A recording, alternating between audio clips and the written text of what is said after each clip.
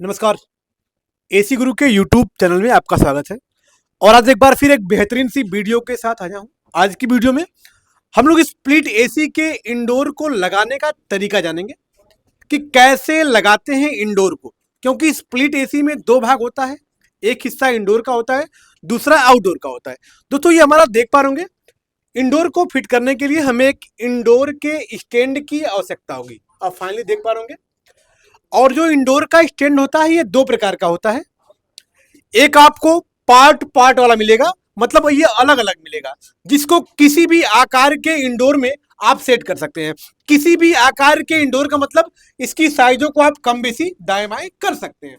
लेकिन जो ये इंडोर है ये ब्रांड कंपनी का है। ब्रांड मतलब एलजी, सैमसंग, जो अच्छी कंपनियां होती हैं उनका जो इंडोर का स्टैंड होता है वो फिक्स होता है, वो अलग अलग नहीं होता है।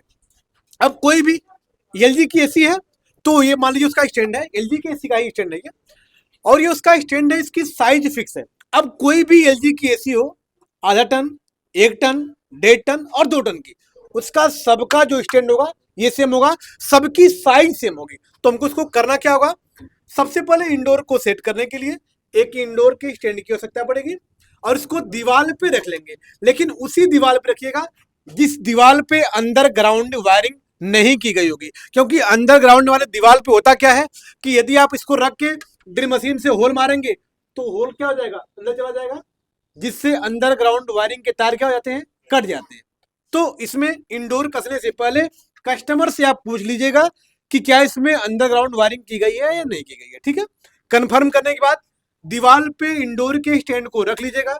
रखने के दौरान आपको एक वाटर लेवलर की आवश्यकता पड़ेगी, क्योंकि वाटर लेवलर की सहायता से हमें कंफर्म रहता है कि हमारी एसी की किस दिशा में ढाल बनानी है। क्योंकि जब भी आप एसी को लगाइएगा तो ध्यान दीजिएगा कि एसी का एक हिस्सा हमेशा डाउन किया जाता है, ताकि एवापोरेटर का टपका हुआ पानी झुकाए हुए निकास के माध्यम से आसानी से बाहर चला जाता है। और अधिकांश इंडोर का जो दाहिने वाला हिस्सा होता है, अधिकांश एसियों में उसी को झुकाया जाता है। इंपॉर्टेंट है, ध्यान दीजिएगा, इंडोर के किस हिस्से को अधिकतर झुकाते हैं, आप दाहिने वाले हिस्से को झुकाते हैं। लेकिन यदि कंडीशन बाएं साइड झुकाने की होगी तो बाएं साइड आप झुका लीजिएगा। ठीक है, तो ध्यान रखिएगा, इंडोर के स्टैंड को हमने हल्का सा क्या करेंगे, झुका लेंगे। झुकाते समय एक बात का ध्यान रखेंगे, हमें एक वाटर लेवलर की जरूरत पड़ेगी। किसी जरूरत पड़ेगी, वाटर लेवलर की। और वाटर लेवलर को इस तरह से आप रख लीजिएगा। आप देख पा रहे होंगे ये तो पूरी तरह से हम फिक्स, राइट, थोड़ा सा कैमरे को आप करीब कर सकते हैं, थोड़ा सा ध्यान दीजिएगा।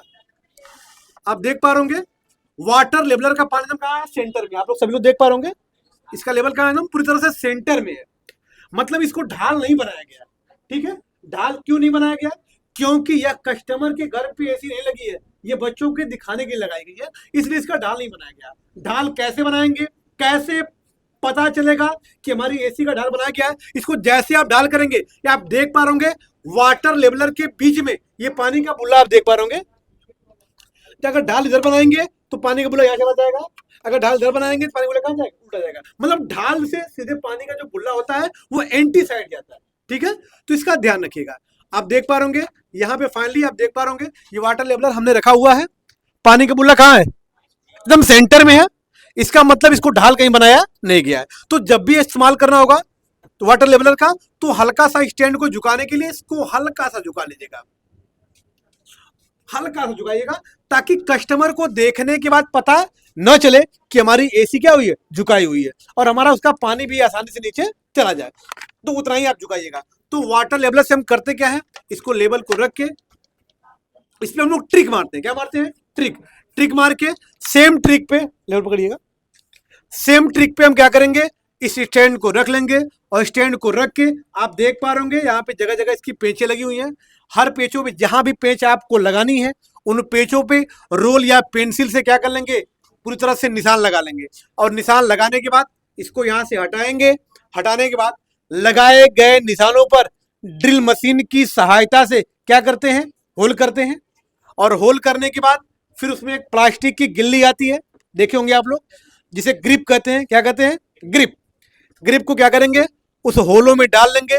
ग्रिप के डालने से फायदे ये होते हैं कि जो भी हमारे स्क्रू होते हैं वो अच्छे से टाइट हो जाते हैं पूरी तरह से।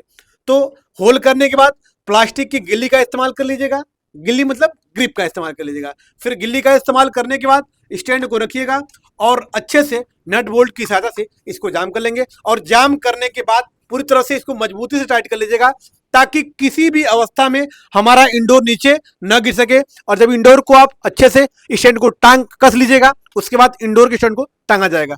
तो ये रहा मेरा इंडोर। अब इंडोर को क्या करेंगे, इस स्टैंड में आसानी से टांग लिया जाएगा। थोड़ा सुबह मुझे शांत रखिए बेटा। अब इसमें आप देख पा रहे होंगे होल होगा। एक मिनट शांति से छोड़िए, थोड़ी।